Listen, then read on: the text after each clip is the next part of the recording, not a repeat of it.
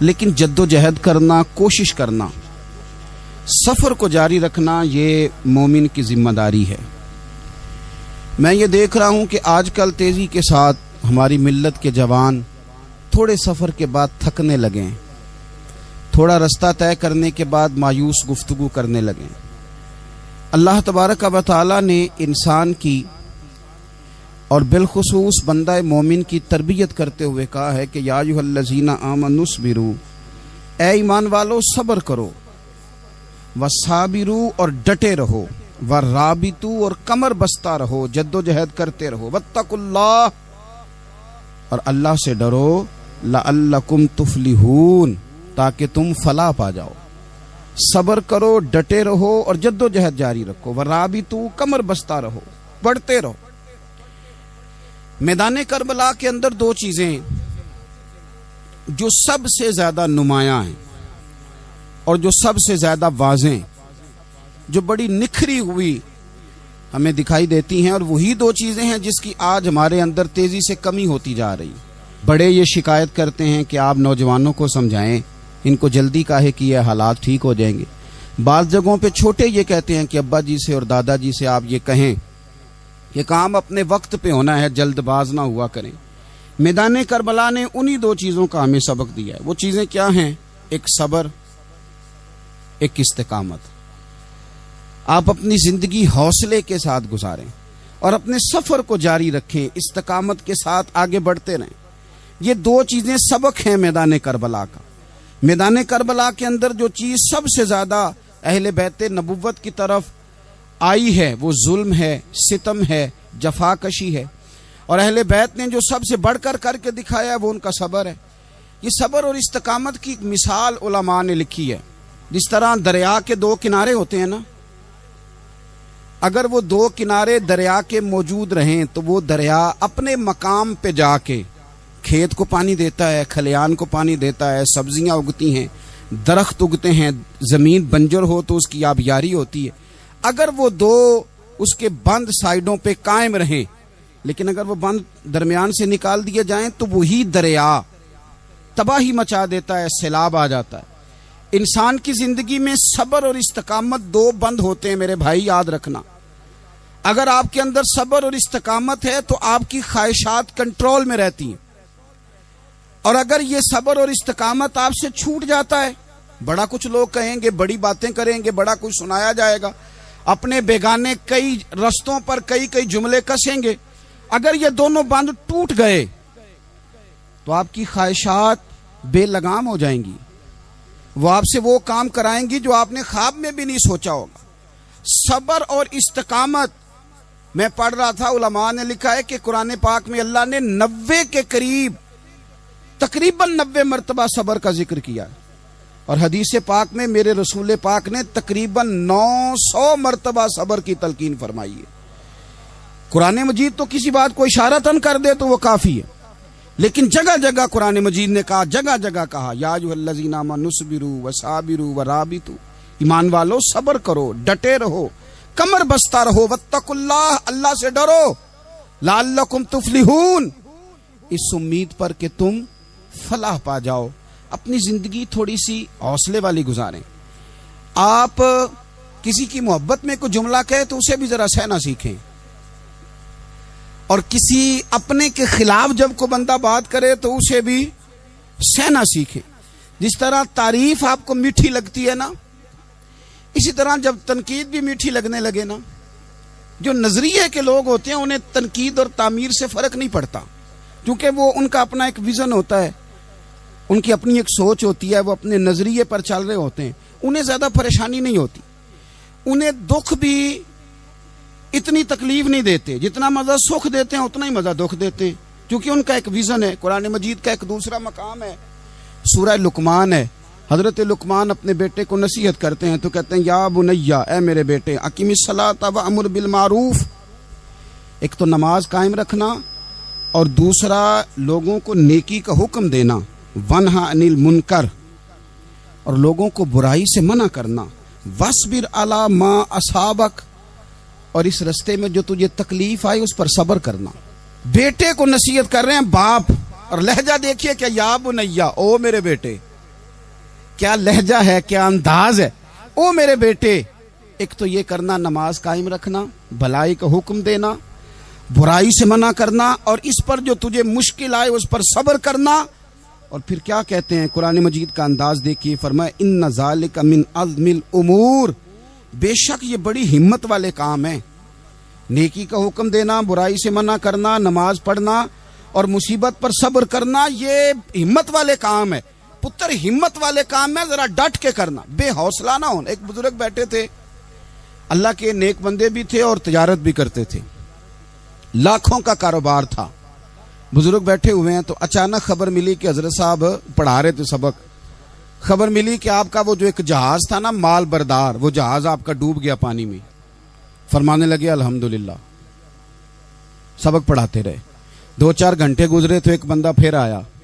اس نے آ کے کہا حضور مبارک ہو، وہ جو جہاز ڈوبنے والی خبر تھی وہ غلط تھی، وہ جہاز آپ کا بالکل ٹھیک ٹھاک ہے، لاکھوں روپے بچ گئے. فرمانے لگے الحمدللہ.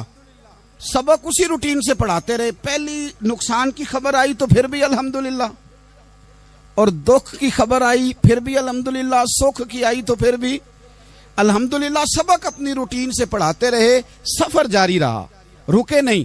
اختتام ہوا تو طلباء کہنے لگے حضور اتنے بڑے نقصان کی خبر آئی، جملہ ہی کوئی نہیں ٹوٹا آپ کا، لفظوں کے اندر کہیں ہم نے اتار چڑھاؤ نہیں دیکھا، حضور چہرے پر کوئی پریشانی نہیں. اور پھر اتنی بڑی خبر ملی خوشی کی، کوئی آپ کی آنکھوں میں روشنی نہیں آئی، کوئی ہم نے آپ کا چہرہ بدلتے نہیں دیکھا، معاملہ کیا ہے؟ تو فرمانے لگے معاملہ ایک ہی ہے، دکھ بھی رب کی طرف سے ہے، سکھ بھی رب کی طرف سے ہے. تو دکھ قبول محمد بخشا راضی رہن پیارے.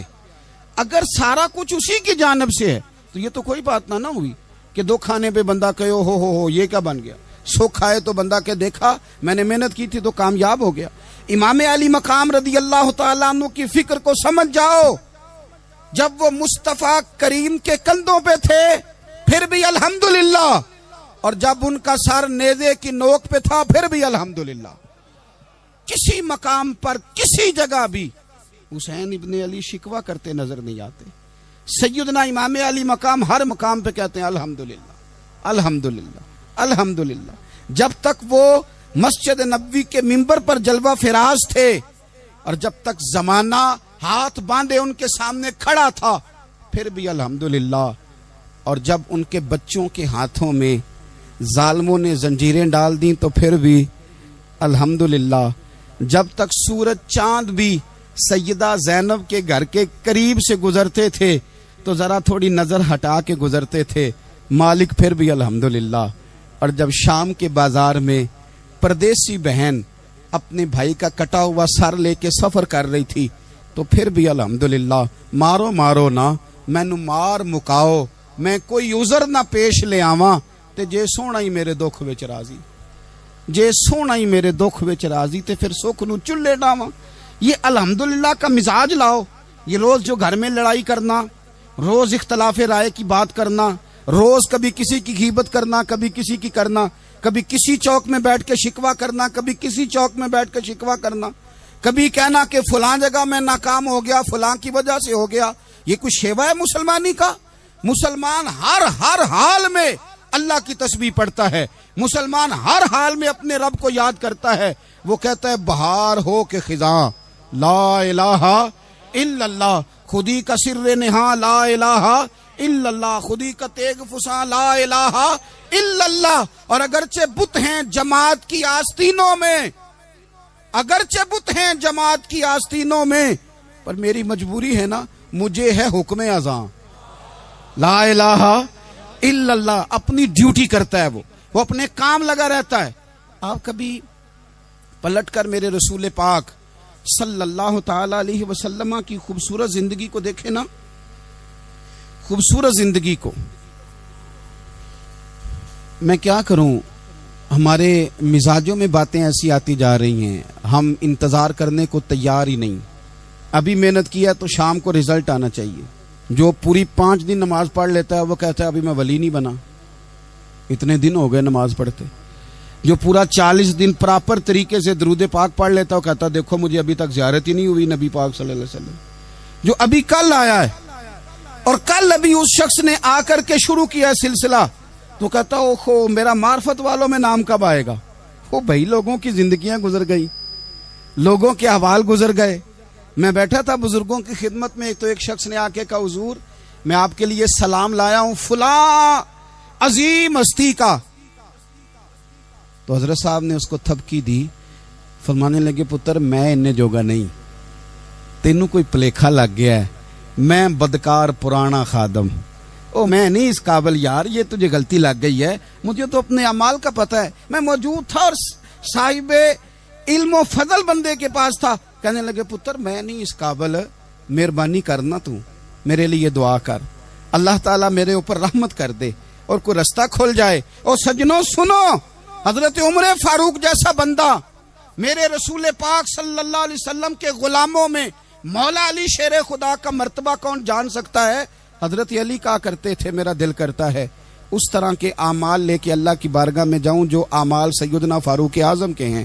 اتنا صالح بندہ، اتنا پرہیزگار بندہ، لیکن حضرت عمر فاروق کے انتقال کا وقت آیا تو لوگ ان کی تعریفیں کرنے لگے، عمر کی بڑی بات ہے، عمر کی بڑی بات ہے۔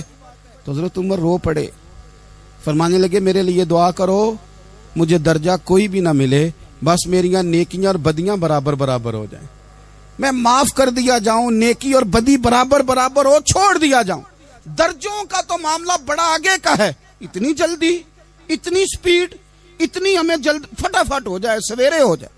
آپ اپنی جدوجہد تو کریں، آپ تھوڑا پلٹ کے تو دیکھیں، آپ دیکھیں کہ لوگ میدانوں میں رہے، حضرت خالد بن ولید میدان میں رہے، حضرت سعد بن ابی وقاص میدان میں رہے، حضرت سیدنا ابو عبیدہ بن جراح میدان میں رہے، یہ لوگ ہمیشہ میدانوں میں رہے، اپنی اپنی ڈیوٹی کر کے چلے گئے، اسلام پھیلتا رہا، اپنی اپنی ترتیب سے آگے جاتا رہا، اپنے اپنے رنگ میں اللہ تعالیٰ لوگوں کو دین کی سمجھ عطا کرتا رہا۔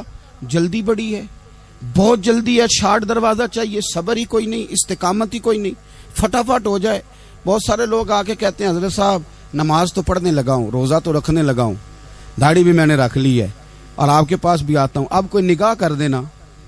تو میں کہتا ہوں یہ جو نماز آپ نے شروع کی ہے یہ بغیر نگاہ کی ہو گئی ہے، یہ جو آپ آنا شروع ہو گئے ہیں تو اس کو آپ نگاہ نہیں سمجھتے، اور یہ بھی میری نگاہ نہیں، پریشان نہ ہو جائیے گا، یہ بھی اللہ رسول کی نگاہ ہی ہے۔ او خدا کے بندو، تھوڑا سا اپنی زندگی میں صبر اور استقامت کو لاؤ، تھوڑا رستے پہ چلنا سیکھو۔ اور میں آپ کو ایک بات عرض کروں، ہمارے صوفیاء نے ایک باریک نقطہ بھی بیان کیا، وہ کہتے ہیں یہ جو وصال ہے نا، وصال یہ تو اختتام ہے، ملاقات تو فنا ہے، جو مل گیا وہ تو گیا، جس کی ملاقات ہو گئی وہ تو گئے تھے نا جناب موسیٰ ملنے، پھر کیا ہوا تھا؟ جس کی ملاقات ہو گئی وہ تو گیا۔ اصل کام کیا ہے؟ اصل کام اس کے رستے میں رہنا ہے، اصل کام تو یہ ہے کہ تو اس رستے پہ ہے کہ نہیں جس رستے پہ تجھے کھڑا کیا تھا، ان راہوں کا تو مسافر ہے کہ نہیں، تو نقش قدم تلاش کر، نقش قدم۔ ایک شاعر سیرت نگار بھی تھے، سمجھ لیں انہوں نے سیرت نگاروں کو بھی دیکھا، عشاق کو بھی دیکھا، رسول اللہ کے غلاموں کو دین کی نوکری کرتے بھی دیکھا، 40 سال حدیثیں پڑھاتے بھی دیکھا، نبی پاک کے نام پہ گلی گلی نگر نگر جاتے آتے بھی دیکھا، حضور صلی اللہ علیہ وسلم کی باتیں کرتے دیکھا۔ تو کسی نے ان سے پوچھا حضور تک رسائی بھی ہوئی ہے؟ تو وہ سرکار کی بارگاہ میں مخاطب ہو کے کہنے لگے تیری معراج کہ تو جانے کہاں تک پہنچا، یا رسول اللہ معراج کی رات آپ کہاں تک گئے کوئی پتہ نہیں، کہنے لگے وہ تیری معراج کہ تو جانے کہاں تک پہنچا، اور میری معراج کہ میں تیرے خاک قدم تک پہنچا۔ میرے لیے تو اتنا کافی ہے کہ محبوب وہ جو تیرے قدموں سے کبھی گرد لگتی تھی مدینے کی، اگر میں وہاں تک چلا جاؤں تو میری تو معراج ہو گئی، میرا تو معاملہ حل ہو گیا، میں یہاں تک آ گیا تو ختم ہو گئی بات۔ تھوڑا سفر کریں، ایک تو یہ دیکھیں آپ کہ آپ کتنے بھی بڑے ہیں، کتنے بھی عظیم ہیں، کتنے بھی لائق ہیں، کتنے بھی نیک ہیں، پھر بھی آزمائش زندگی کا حسن ہے۔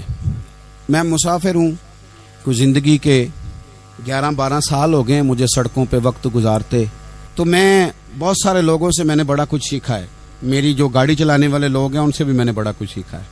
ایک میرا دوست تھا تو میں نے اس سے کہا کہ میرا خیال ہے موٹر وے پہ آپ کو گاڑی چڑھا دی جائے تو آپ کے لیے آسان ہے، تو کہنے لگا پیر صاحب ہے موٹر وے اوکھی جے چلانی۔ میں نے کہا وہ کس طرح؟ وہ کہنے لگے کہ موٹر وے پہ نا گاڑی چونکہ نہ کوئی سپیڈ بریکر ہے، نہ موٹر وے پہ کوئی چنگچی والا آگے آتا ہے، نہ زیادہ رش ہوتا ہے، تو سیدھی سیدھی چلاتے رہتے ہیں تو نیند آنے لگ جاتی ہے۔ اگر بار بار آئے نا سپیڈ بریکر اور بار بار بریک لگے تو آنکھ ذرا کھلی رہتی ہے۔ تو مجھے مسئلہ سمجھ میں آ گیا، میں نے کہا اس کا مطلب یہ ہے، اس کا معنی یہ ہے کہ جن کی زندگی بالکل سکھوں میں گزرتی رہتی ہے نا، آرام پسند ہو جاتے ہیں۔ جن کی زندگی بالکل آسانیوں میں بیتی ہے وہ آرام پسند ہو جاتے ہیں۔ اور اگر کبھی کبھی سپیڈ بریکر بھی آئے، کبھی کو دکھ بھی دیکھنا پڑے، کبھی کوئی اپنوں بیگانوں کی بات بھی سننی پڑے، کبھی کوئی قریب آتا دور جاتا دکھائی بھی دے، کبھی کوئی بیماری تندرستی، یہ حالات بدلتے رہیں، دن تبدیل ہوتے رہیں، تو پھر لطف بڑا آتا ہے، پھر مزہ بڑا آتا ہے۔ وہ کسی نے کہا تھا لگا نا جدو میدان ازل دا تے لوکی چوراں وانگ سدھائے، کسی نے لٹ لئی علم جوانی، کسے ہاسے چولی پائے، آزم ویک جہالت ساڈی اسی عشق خرید لے آئے۔ ویکھ نہ جہالت ساڈی اسی عشق خرید لے آئے۔ اور پھر کہنے لگے کسے دے سر دستار امامت اس علم پڑھاون سکھیا ہے، تے کسے نے پہنے فقر دا چوگا اس زہد کماون چکھیا ہے۔ آزم ویخ نصیبہ ساڈا اسی یار مناون سکھیا ہے، تو ویخ نصیبہ ساڈا اساں یار مناون سکھیا ہے۔ میرے عزیز زندگی کے اندر دیکھو، کائنات میں سب سے زیادہ محبوبیت میرے رسول پاک کی ہے۔ میرے نبی پاک صلی اللہ علیہ وسلم کی زلف کی بات بھی میرا رب کرتا ہے، حضور کی آنکھوں کی بات بھی میرا رب کرتا ہے، حضور سید عالم کے چہرہ والضحیٰ کی بات بھی کرتا ہے، زلف واللیل کی بات بھی اللہ کرتا ہے۔ میرا رب رسول پاک صلی اللہ علیہ وسلم کے سینہ علم نشرہ کی بات بھی کرتا ہے، پیشانی والفجر کی بات بھی کرتا ہے، حضور کی آنکھیں ما زاغ البصر کی بات بھی کرتا ہے۔ اتنی محبوبیت کہ رسول پاک چلیں تو اللہ اس کی بات بھی کرے، ہجرت کریں تو اس کی بات بھی کرے، جس شہر میں حضور رہیں اس کی قسم اٹھائے۔ اور حال پتہ کیا ہے کہ محبوب پیدا نہیں ہوئے تو باپ چلے گئے، ابھی عمر چھوٹی تھی، ماں کی کھل کے زیارت ہونا تھی کہ اماں بھی چلی گئیں، دادا کندھوں پہ کھلایا کرتے تھے، تو تاریخ کہتی ہے کہ دادا کا جنازہ اٹھا تو پیچھے پیچھے حضور بھی آنسو بہا رہے تھے۔ ایک وفادار بیوی ملی تو اپنے وقت پہ سیدہ خدیجہ بھی چلی گئیں۔ ایک ٹائم آیا تو جناب ابو طالب بھی رخصت ہو گئے۔ مکے سے حضور کو اتنا پیار تھا وہ چھوڑنا پڑا۔ صادق اور امین کہنے والوں نے حضور کی دعوت کو قبول کرنے سے انکار کر دیا تو رسول کریم نے اپنی پیشانی پر کسی قسم کا کوئی شکن نہیں آنے دیا۔ رسول پاک مدینے آئے تو لوگ تلواریں لے کے بدر میں آ گئے لڑنے، شہید کرنے، حضور وہاں بھی کوئی پریشان نہیں ہوتے۔ میدان احد آیا تو نبی پاک نے اپنے چچا کو کٹے ہوئے وجود میں دیکھا، نکلی ہوئی آنکھوں میں دیکھا، کٹے ہوئے ہونٹوں میں دیکھا۔ کسی جگہ میرے رسول پاک صلی اللہ تعالی علیہ وسلم شکوہ کرتے دکھائی نہیں دیتے۔ حضور کی وہ بیوی سیدہ عائشہ صدیقہ رضی اللہ تعالی عنہ، جن کی پاکی کا رب بیان کرے، ان پر منافقین نے الزام لگا دیا، اتنے پاک گھرانے پر لوگوں نے انگلی اٹھائی۔ میرے رسول نے آنسو بہائے، پر کسی جگہ حضور پریشان ہوتے دکھائی نہیں دیے۔ ہم ڈھونڈنے لگے، تلاش کرنے لگے۔ جب دروازہ رسول پہ گئے تو حضور خود بولے، میرے رسول فرمانے لگے، میرے غلاموں یاد رکھنا یہ صبر میری چادر ہے، یہ صبر میری چادر ہے، یہ حوصلہ میری چادر ہے۔ سیدہ عائشہ صدیقہ رضی اللہ تعالیٰ عنہ فرمایا کرتی تھی، لوگوں مجھے اللہ کی عزت کی قسم میں نے حضور سے بڑھ کر کسی کو صبر کرنے والا نہیں دیکھا، کسی کو حوصلہ کرنے والا حضور سے بڑھ کے نہیں دیکھا۔ امت کو کیا ہو گیا؟ یہ چوراہوں پہ لڑ رہی ہے، چوکوں پہ لڑ رہی ہے، گھر ہیں کہ فساد کے آئینہ دار بنے ہوئے، لوگ آ کے رو پڑتے ہیں کہ جناب بھائیوں کا سلوک نہیں، کوئی دعا کر دیں، رو پڑتے ہیں جناب ابا کے ساتھ بھی لڑائی ہو جاتی ہے، کوئی تعویذ دے دیں، ذرا حوصلہ نہیں، صبر نہیں۔ کسی جگہ ٹھہرنا تو سیکھو میرے عزیز، کسی جگہ او یارو آؤ نا، میدان کربلا کے دو سبق، استقامت اور صبر۔ کتنا درجہ ہے سیدنا بلال حبشی کا، میں تقریر کر دیتا ہوں آپ سن لیتے ہیں، لیکن کبھی وہ انداز بھی تو دیکھو نا۔ حضرت بلال، او میرے دوست، जेल के अंदर बंदे के हाथ नहीं बांधे जाते, पैर नहीं बांधे जाते, पर लोग जेल में रोते हैं, तड़पते हैं। सैयदना बिलाल कहते हैं मैं कलमा पढ़ता था, रात उमैया मुझे बांध के रखता था, और सवेरे जब पत्थर अच्छी तरह तप जाते थे ना, तो ला के बाहर मुझे पत्थरों पे लिटा देता था और मेरे वजूद पर भारी भरकम पत्थर रख देता था। सुनना जरा, तसव्वुर में लाना, भला मैं क्या कहने लगा हूं। हजरत हसन बिन साबित रदी अल्लाह ताला अन्हु फरमाते हैं मैं मक्का मुकरमा आया हज या उम्रे के लिए, तो मैंने मस्जिद नबी के जो आज मुअज्जिन बिलाल हैं, मैंने इनका ये रंग देखा कि मक्के के बच्चों ने उनके गले में रस्सी बांध के ना तो हाथों में पकड़ी हुई, और मक्के के बाजारों में ना उनको खींचते हैं, ले जाते हैं। मैंने एक शख्स से पूछा ये क्या माजरा है, क्या मुअम्मा है, तो बताने वालों ने बताया कि ये काले रंग का हबशी गुलाम मार सारा दिन खाता है, इसके साथ लोग वो सलूक करते हैं जो अजियतनाक और खौफनाक है, सारा दिन मार खाता है पर अपनी जुबान पे खुदा का नाम लेता रहता है, मुहम्मद मुस्तफा का नाम लेता रहता है। ओ तेनू लब दिया आप गवाचे, सानू अपनी खबर न कोई, आ वेखना साथों भारे नी कख गलियां, हुण ते आख दे लोग शुदाई, असी नंग नमूस दा साड़ के चोला, गल पहने है ताज गदाई, ओए सजना अपना आप गवाया है, तां यार ने चाती पाई। भाई इस तरह का लोगों ने भी अंदाज देखा, लेकिन हमारा ये हाल है कि किसी जगह भी ठहराव नहीं, किसी जगह भी ठहराव, किसी जगह भी सब्र नहीं, किसी काम पर भी इस्तकामत नहीं। हमारी दोस्तियां रोज टूटती हैं, ताल्लुकात रोज कमजोर पड़ते हैं, हम बड़े जोश के साथ आगे बढ़ते हैं और बड़े बड़े ऐलानिया वादे करते हैं। कौन सी चीज है जो हमें कमजोर कर देती है? सिवाय इसके कि हमारा नफ्स कमजोर है, सिवाय इसके कि हमारा नजरिया कमजोर है, सिवाय इसके कि हमारे अंदर वो ताकत नहीं जो हमें इस्तकामत पे लाके खड़ा करे, जो हमारे अंदर हौसला पैदा करे।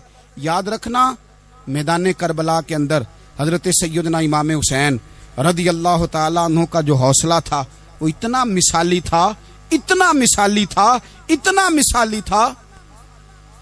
एक जनाजा घर में उठ जाए ना, और खुदा माफ करे वो किसी जवान का हो, तो बूढ़े की कमर कई कई रोज खड़ी नहीं होती। लेकिन करबला के उस शाह सवार की कहानी भी सुनना मेरे भाई, जो अपने कंधे पे सुबह से लाशें उठा के ला रहे हैं, सुबह से इमाम अली मकाम लाशें उठा के लाते हैं। हजरत कासम बिन हसन का लाशा उठा के ला के रखा, हजरत अली अकबर शहीद हो गए, आवाज दी अब्बा जी संभालना, तो लाश मुबारक उठा के रखी। जनाब अली असगर की लाश उठा के रखी। भाई बड़े प्यारे होते हैं, बड़े ही प्यारे होते हैं, ना माने हम अपनी औलादों के सामने, पर बड़े प्यारे होते हैं, जितना मर्जी शिकवा करें। भाई भाइयां दियां बावां हुंदे ते भाई भाइयां दे वैरी बड़े प्यारे होते हैं, क्या करें, भाई जो हुए नहीं इनकी तकलीफ सही जाती। हजरत अब्बास रदी अल्लाह ताला अन्हु को जब इमाम अली मकाम उठा के ला रहे थे, तो एक मिनट के लिए रुके और कहने लगे अल्लाह अब मेरी कमर कमजोर पड़ गई है, मेरा भाई चला गया तो पीछे से ना कुछ कमजोर पड़ गई है। इतनी सारी मैयतें उठा के ला के, इतना हौसला हुसैन इब्ने अली का।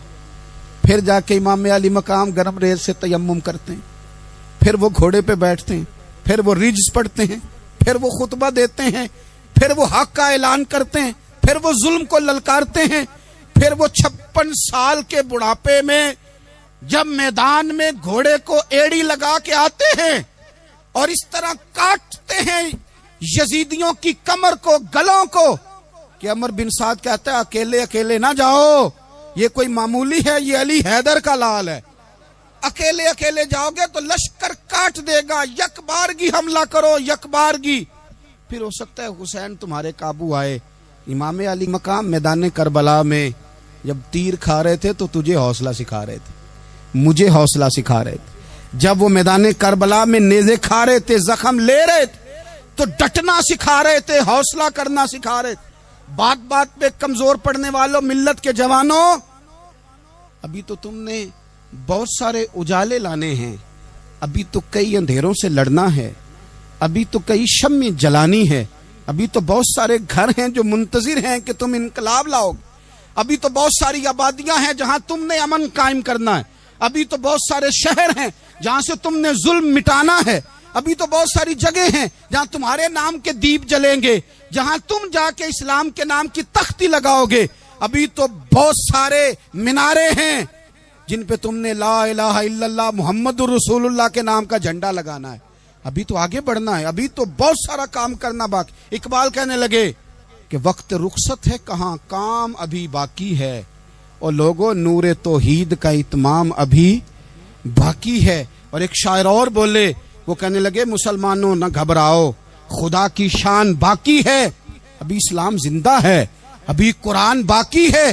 کافر کیا سمجھتے ہیں جو ہم سے روز الجھتے ہیں، ابھی تو کربلا کا آخری میدان باقی ہے، ابھی تو بڑھنا ہے، آگے سفر کرنا ہے۔ کمزور نہ پڑیں، اپنی زندگی کے اندر کسی جگہ بھی بیماری بھی آ جاتی ہے، تکلیف بھی آ جاتی ہے، آزمائشیں بھی آ جاتی، غریبی بھی آ جاتی، یہ آنے والی چیزیں ہیں تو آ جاتی۔ اپنی زندگی میں صرف 2 4 5 چیزوں کو لاگو کر لیں۔ ایک تو مخلص زندگی گزاریں، ریاکار زندگی نہ گزاریں۔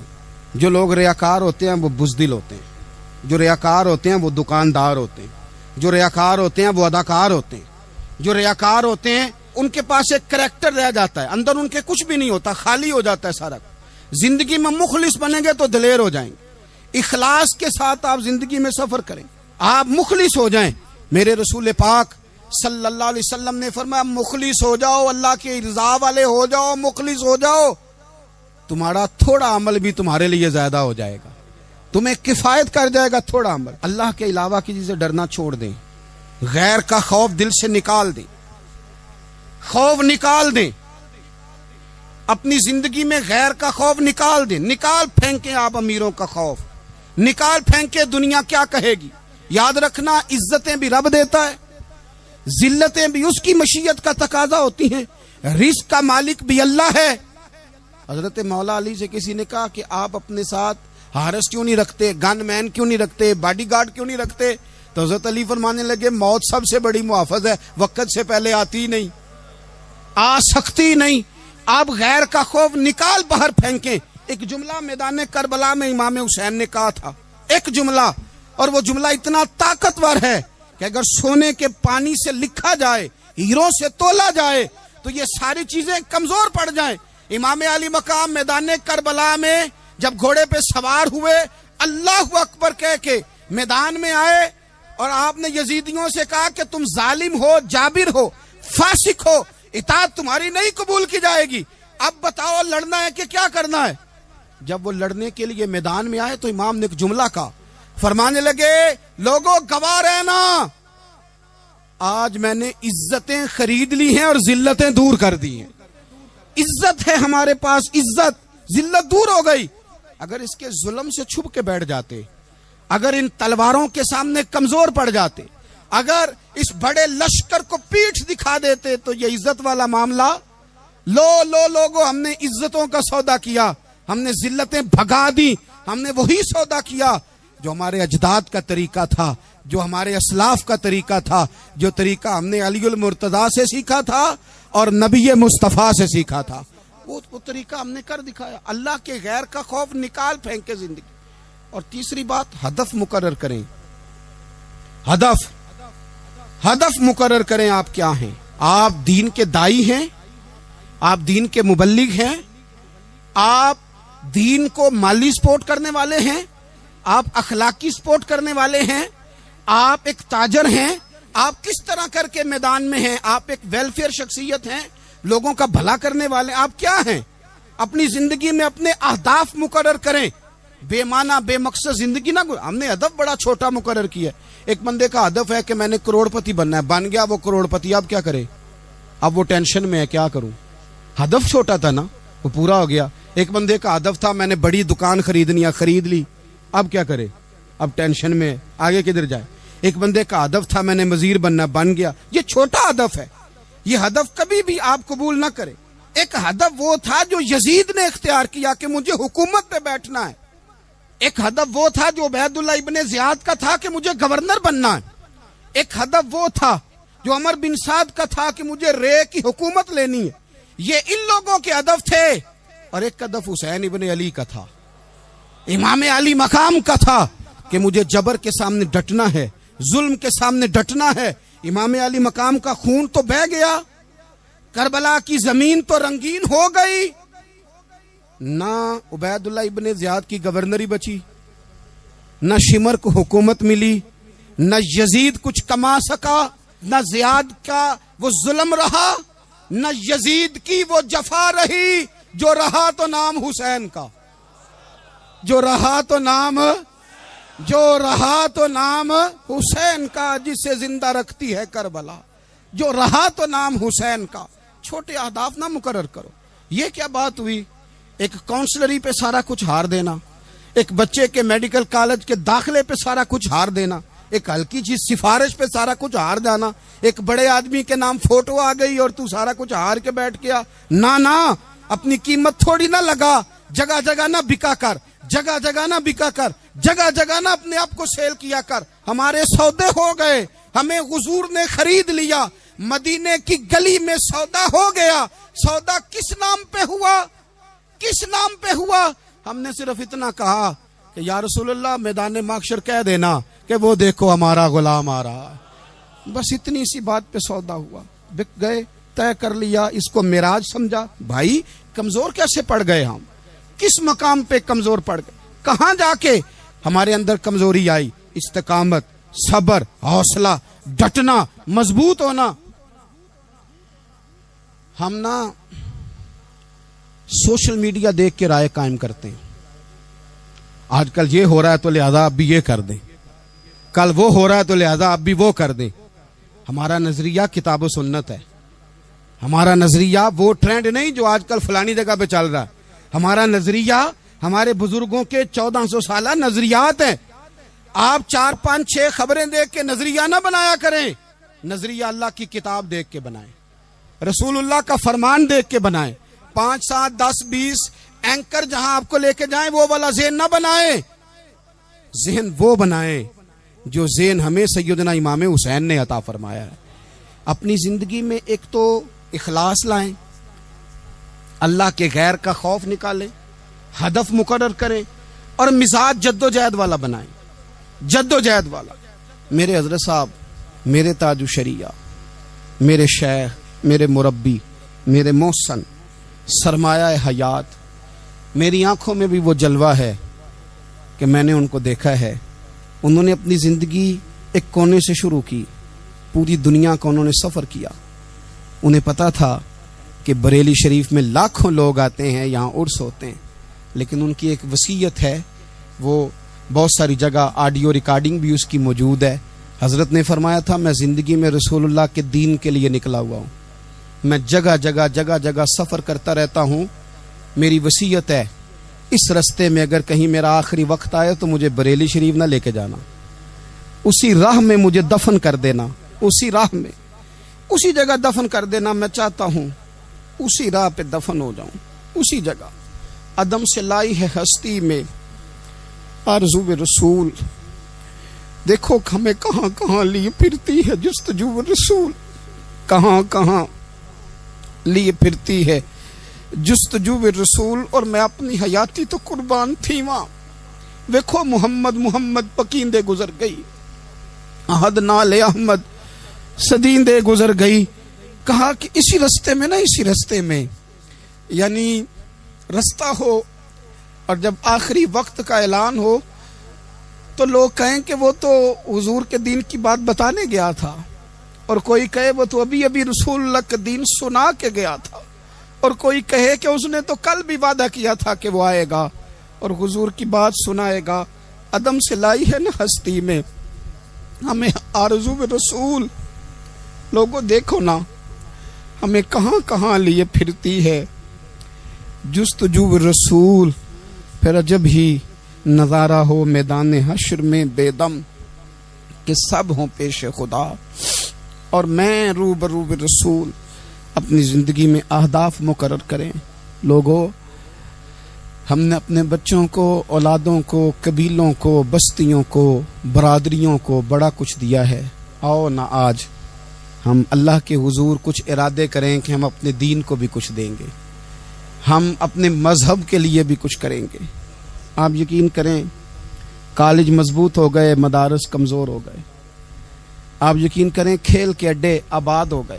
خدارا اپنے دین کے لیے بھی سوچنا سیکھیں، اپنی اسلامی اقدار کے لیے بھی سوچنا سیکھیں، دین کی سربلندی کے لیے بھی سوچنا سیکھیں.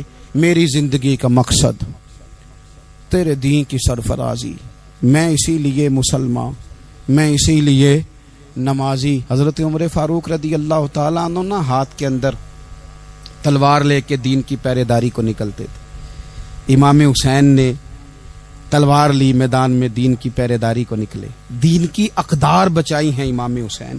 کسی شاعر نے کہا تھا دین نبی دا وانگ یتیماں رووے تے کرلاوے، آکھے او لوکو میں کتھوں لباں عمر بہادر جیڑا مینوں سینے لاوے.